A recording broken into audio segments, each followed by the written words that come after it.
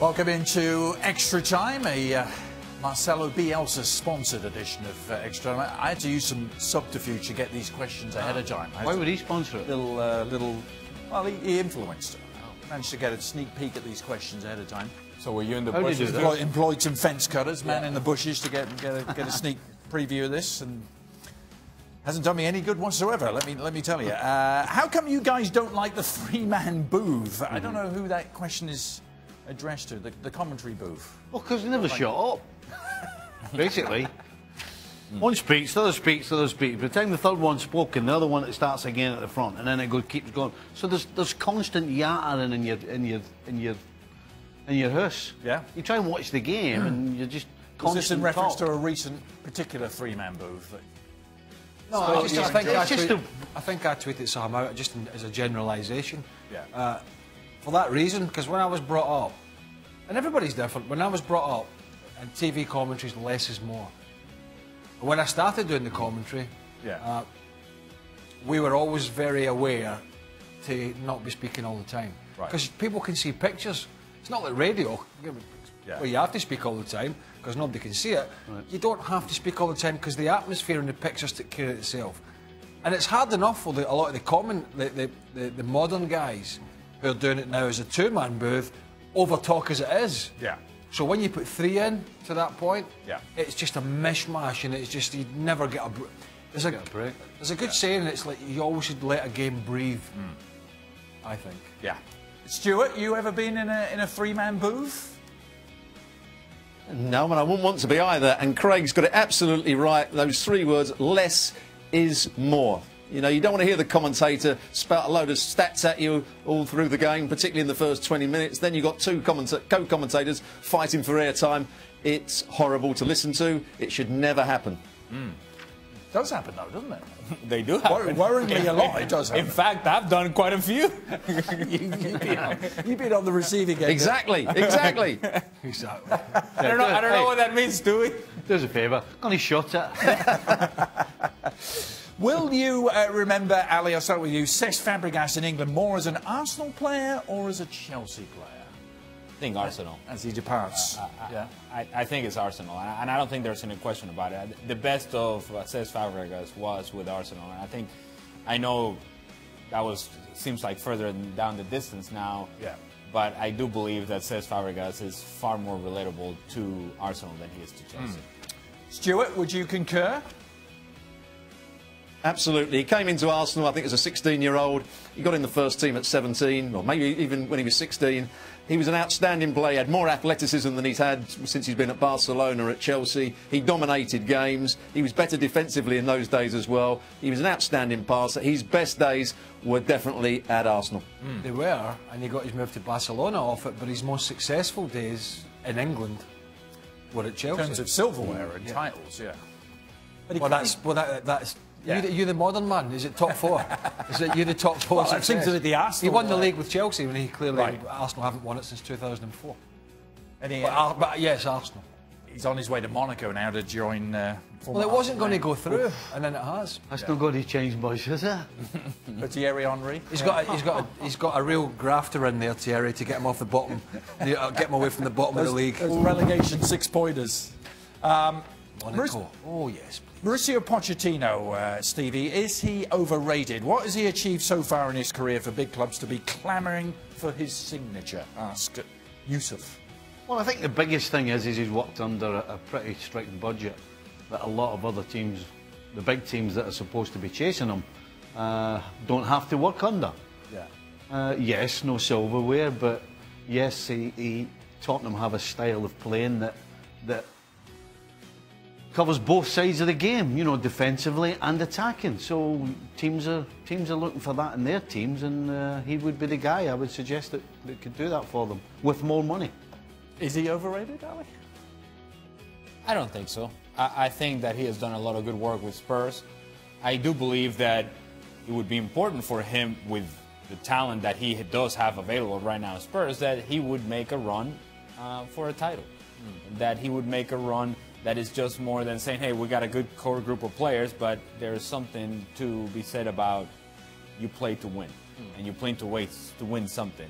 He hasn't done that with Spurs, that would be something that I think would put him over the top. However, Zinedine Zidane hadn't won anything when he came into Real Madrid. Right. So it doesn't have to be a prerequisite for you to be successful in making the next move into a place where perhaps you can win more things because you have more resources available. Craig? No, he's not overrated. No. He's much sought after. Yeah. I mean, if he finishes his career and he hasn't won anything, then he'll not be talked about with a lot of the other top managers, but he's got a long career ahead of him to start winning some trophies, which I'm sure he will. Yeah. Stewart, does he benefit from there not being many true rivals with the same pedigree chasing the same jobs? I'm not sure that's the case, but he's certainly not overrated. People have to remember what Spurs were. I mean, Harry Redknapp had a good little spell at Spurs, but what Spurs have been over the last 20, 25 years. They've usually been a cup side, they've usually been up and down the table, they've been inconsistent, they've not spent a lot of money, they've bought poor players at times. He has given them that guidance, he's made them more consistent, and he's made them a force to be reckoned with. And he's done a magnificent job, and he did that for Southampton. That's why he got the job at Tottenham. All right, Chris, pivoting completely. In fact, I'm not even sure what he means by this. What would each of you do if you were CHO? Who's CHO? CHO. Who's he? Oh, okay. I was thinking he meant a CEO. What he actually means is Hudson-Odoi.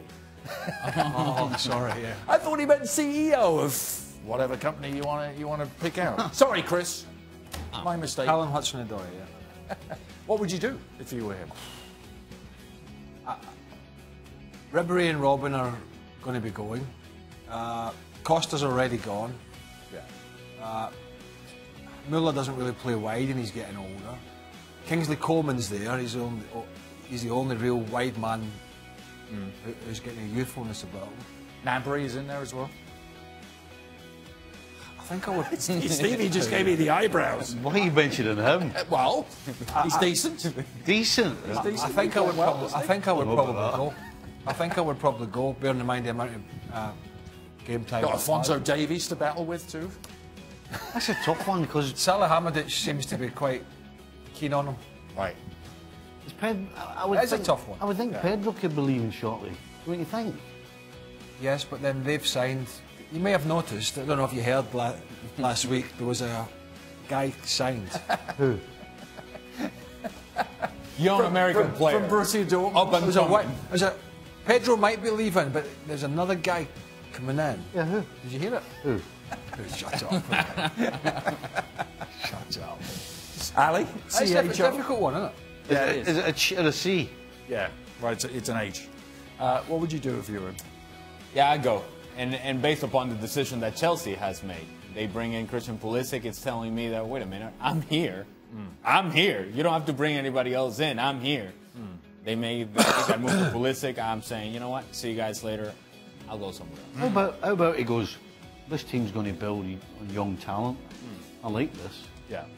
Thinks these other guys are going. I think Pedro's going to be going. Villian, I don't think he's going to be too far behind him. Hazard might go as well to Real Madrid. Yep. So it's not an easy decision. And it's, by the way, can he actually make a mistake? He's got a choice of going to Bayern Munich or staying at Chelsea. It's hardly a mistake to take either one. It's an interesting what you said there. They might be thinking they're going to build a team on young talent. Right. Who? Chelsea. Sorry. Because If he's there. Yeah. Yeah, but How long is he going to last? The same as every other manager. You know, it's well, no, I get that, but then if you look at, I mean, Chelsea for years have been buying young players, and unfortunately, again, to your point, the problem before was Mourinho. Buying young players like De Bruyne and Salah, and then he didn't even use them, and then they decide to go, and then look how well they're doing now. But I mean, it's not beyond the realms of possibility. But I do think that the realities nowadays are such that young projects don't last very long. Right. So it would make sense in a boardroom sitting down and talking about it, but I do think the team starts losing games now. Everybody kind of says, wait a minute, we gotta go in a different direction, and then now all of a sudden the project is gone.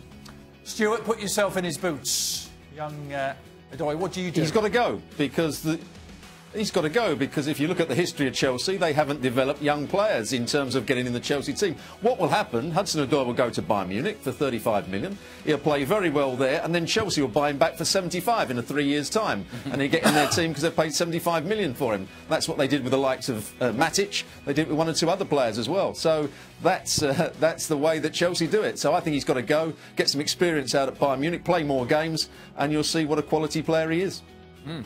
It makes no sense at all, though.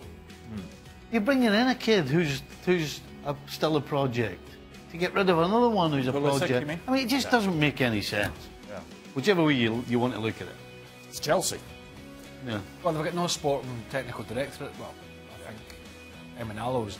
I don't know if he's been replaced or not. Yeah. But it's not a lot of thought process. Right. We'll get Gab on maybe to settle this. No, we don't need to get Gab for that. No. I actually like the original version of that. My version of this question. What would each of you do if you were CEO as well? Which was what I thought this question was. You made that very clear. Can we move on to the next one? A question for future editions of Extra Time, perhaps. We can ask Gab that one. We'll be back tomorrow to review all the Saturday action.